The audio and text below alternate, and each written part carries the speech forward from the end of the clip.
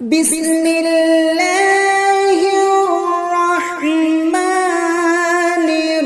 রহিম।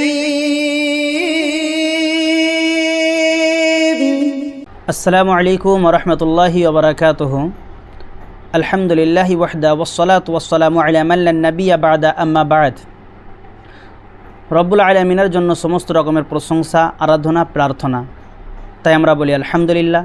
দুরূদ ও সালাম বর্ষিত হোক রাহমাতুল লিল আলামিন নবী মুহাম্মদুর রাসূলুল্লাহ সাল্লাল্লাহু আলাইহি ওয়াসাল্লামের উপর। আমরা বলি আল্লাহুম্মা আমিন, আল্লাহুম্মা সাল্লি আলাইহি, আল্লাহুম্মা বারিক আলাইহি। সম্মানিত প্রিয় দর্শক, ভাই এবং বোন, আমরা দেখি যে যখন কোনো মানুষ মারা যান, তারপরেতে তার নামকে কেন্দ্র করে যখন আমরা কিছু বলি, তো তখন আমরা একটা শব্দ ব্যবহার করি, মারহুম। এই মারহুম শব্দটা বলা যাবে কি যাবে না?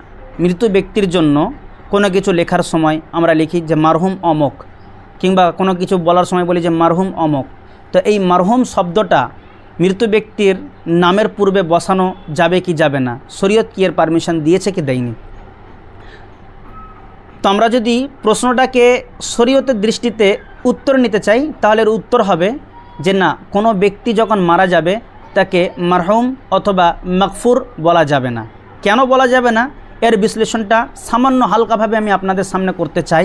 আপনারা একটু মনোযোগ সহকারে শুনুন, কেননা আমাদের সমাজে এটা খুব খুব খুব বেশি প্রচলিত রয়েছে যে যখন কোনো মানুষ মারা যায় তখন তার নামের পূর্বে মারহুম শব্দটাকে লেখা হয়। অবশ্যই মাগফুরটা লেখা হয় না, কিন্তু অন্যান্য জায়গাতে, যদি আমাদের ভারতে না হলেও পাকিস্তান অথবা আপনি বাংলাদেশে যদি যান, সেখানে এই মাগফুর শব্দটাকেও ব্যবহার করে।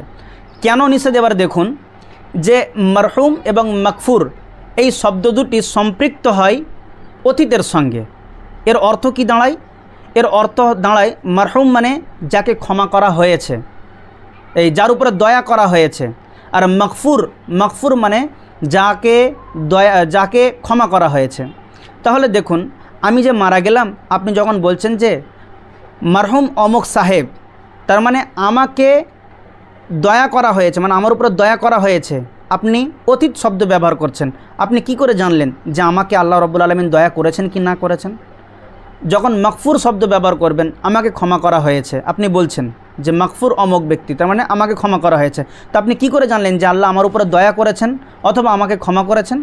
এটা তো কোনো মানুষের জন্য জানা বা জেনে নেওয়া সম্ভব বিষয় নয়। কবরের হাল মানুষ কিভাবে জানতে পারে? তাহলে এটা সম্পূর্ণ ভিত্তিহীন কথা, এবং এই কথা থেকে আমাদেরকে এড়িয়ে চলতে হবে। তাহলে মৃত্যু ব্যক্তির জন্য সাধারণ যে সমস্ত দোয়াগুলো সহিহ হাদিস থেকে প্রমাণিত রয়েছে, সেগুলো আপনি পড়বেন।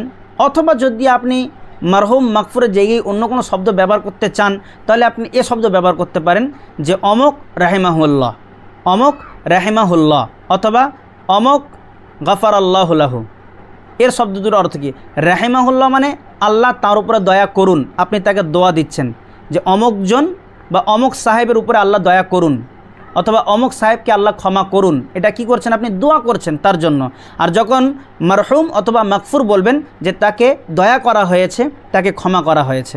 এজন্য আপনাকে এই শব্দগুলোকে চেঞ্জ করে দিয়ে, অর্থাৎ এই শব্দ ব্যবহার করার চেষ্টা করতে হবে যেগুলো রাসূলুল্লাহ সাল্লাল্লাহু আলাইহি সাল্লামের হাদিস থেকে কোনো রকমের সংঘর্ষ না হবে। অর্থাৎ মাগফুর অথবা মারহুম বাদ দিয়ে আপনি রাহিমাহুল্লাহ অথবা গফরাল্লাহু লাহু বলতে পারেন যে আল্লাহ তাকে দয়া করুন অথবা তাকে ক্ষমা করুন। আল্লাহ সুবহানাহু ওয়া তাআলা আমাদেরকে সহিহ বুঝদান করুন। আমিন। ওয়া আখিরু দাওয়ানা আলহামদুলিল্লাহি রাব্বিল আলামিন। আসসালামু আলাইকুম ওয়া রাহমাতুল্লাহি ওয়া বারাকাতুহু।